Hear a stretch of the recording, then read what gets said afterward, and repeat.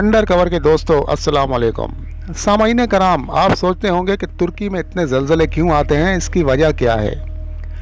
नाज़रीन, दरअसल तुर्की दुनिया के सबसे ज़्यादा फ़ाल ज़लज़ला जोन में वाक़या है, क्योंकि इस मकाम पर कई टेक्टोनिक प्लेट्स आपस में मिल रही हैं और हरकत भी कर रही हैं।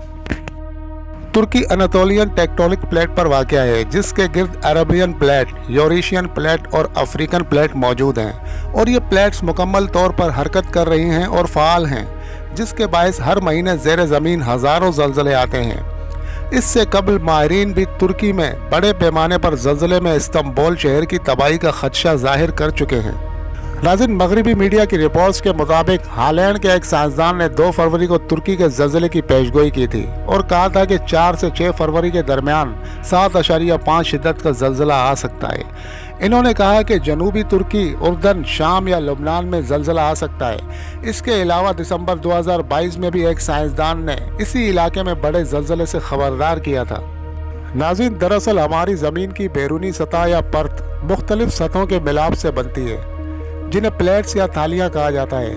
ये थालियाँ परिंदों के घोंसलों की मानद एक दूसरे से जुड़ी होती हैं। अक्सर ये प्लेट्स हरकत करने की कोशिश करती हैं, लेकिन मुख्तलिफ प्लेट्स के दरमियान रगड़ की वजह से इनमें हरकत नहीं हो पाती। लेकिन कभी कभार थालियों के दरमियान दबाव इतना ज़्यादा बढ़ जाता है कि एक थाली अचानक अपनी जगह से खिसक जाती है, जिससे ज़मीन की सतह हिल जाती है। इसी तरह तुर्की में आने वाले ज़लज़ले में शुमाल की जानिब हरकत करती हुई अरबियन प्लेट और अनातोलियन प्लेट में रगड़ पैदा हो गई थी। नाज़रीन, माजी में आने वाले बड़े बड़े ज़लज़लों में भी मुख्तलिफ थालियों के दरमियान रगड़ से तबाही हुई। नाज़रीन, 13 अगस्त 1821 को भी इस इलाके में 7.4 की शिद्दत का ज़लज़ला आया था, ताहम उसकी शिद्दत भी इस ज़लज़ले से खासी कम थी। इसके बावजूद इस ज़लज़ले के नतीजे में ये इलाका बुरी तरह मुतासिर हुआ था और सिर्फ हलब शहर में 7,000 अमवात रिकॉर्ड की गई थी।